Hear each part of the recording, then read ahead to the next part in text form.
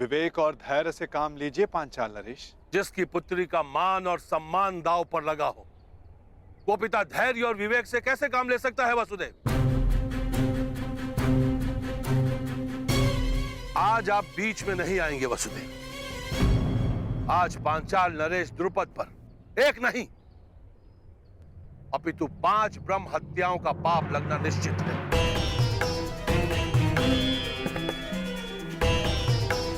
ब्रह्म हत्या का पाप तो आपके भाग्य में है ही नहीं पांचाल नरेश, क्योंकि आपके समक्ष कुरु वंश के क्षत्रिय महायोद्धा खड़े हैं। अर्थात ये पांचाल नरेश, ये और कोई नहीं परंतु कुंती पुत्र पांडव है।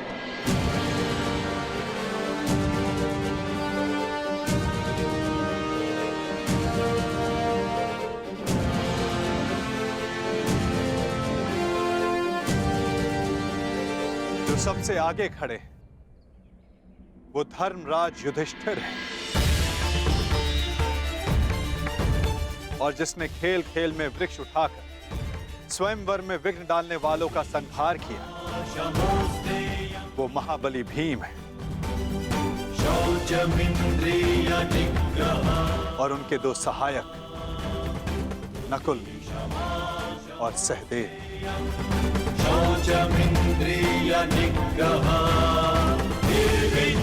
और जिसने असाध्य लक्ष्य भेद कर द्रौपदी को वरा, वो वही अर्जुन है पांचाल नरेश, जिसे दामाता के रूप में पाने की आपकी आकांक्षा थी।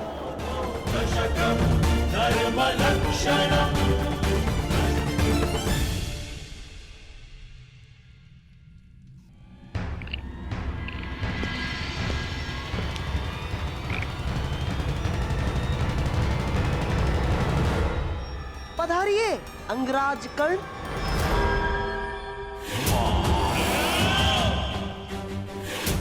मित्र, तुमने मुझे बुलाया?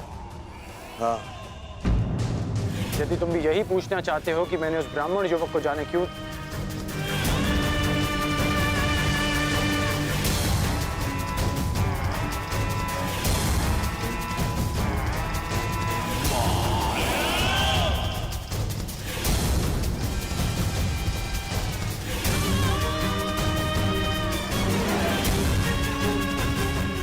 उस ब्राह्मण को छोड़ो मित्र, छोड़ो उस ब्राह्मण को। ऐसा शुभ होने वाला है कि पांचाली स्वयंवर की त्रासदी भूल ही गया हूं मैं आज बहुत प्रसन्न हूं मित्र।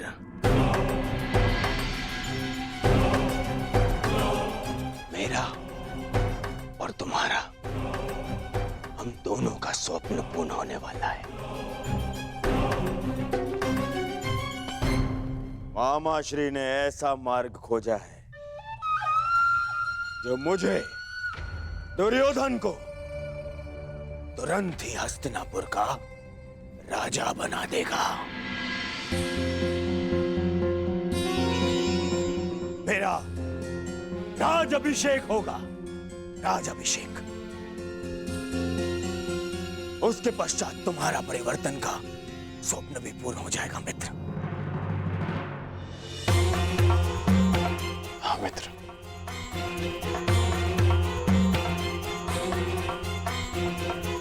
परंतु मैं तुम्हें कुछ बताना चाहता हूं कि मेरे होने वाले सम्राट, अपनी प्रसन्नता अपने मित्र के साथ बाद में बांटना है। पहले अपने पिताश्री से तो मिलकर आओ, वो तुम्हारी कब से प्रतीक्षा कर रहे हैं। मित्र, मैं अभी आता हूं।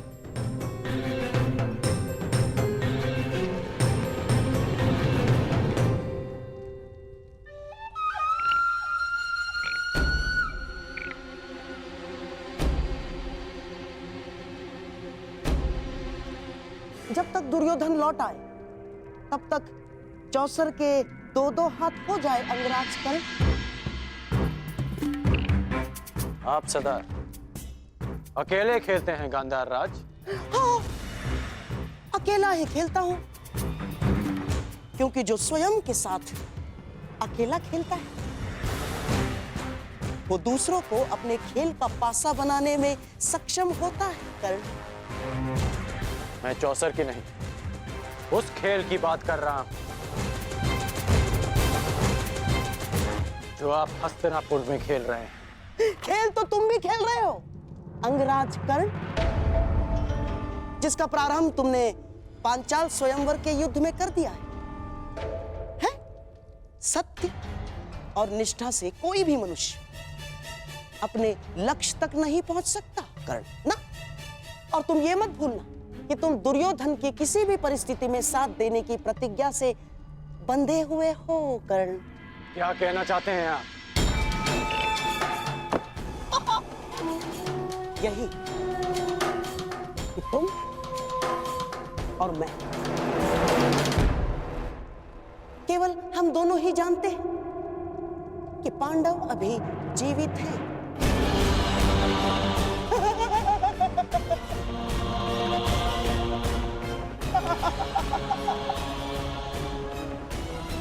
और यदि दुर्योधन को सम्राट बनते देखना चाहते हो तो ये सब किसी को ज्ञात नहीं होना चाहिए ना।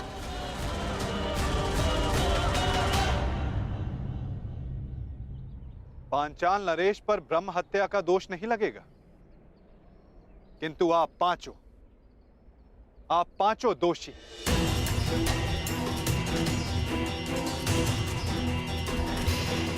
धर्मराज, पांचाल नरेश के क्रोध का कारण नीति संगत और द्रौपदी की पीड़ा भी।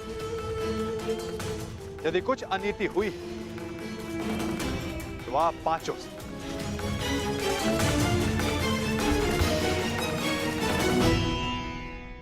स्त्री कोई वस्तु नहीं जिसे बांट लिया जाए,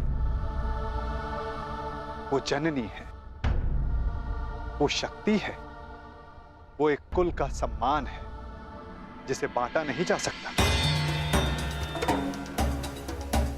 सर्वप्रथम द्रौपदी को भिक्षा बताना सर्वथा अनुचित था।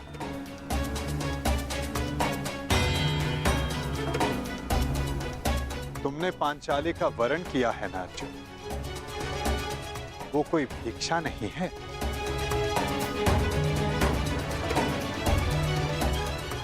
श्री वचन सोच समझकर मुख से निकाले जाने चाहिए।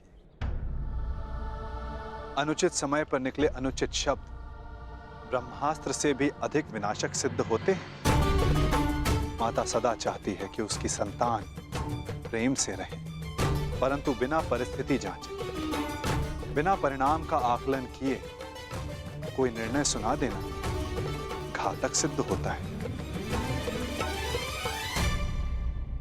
संतान प्रेम में लिया गया अनुचित निर्णय कभी कभी सृष्टि का चक्र डगमगा देता है बुआ श्री।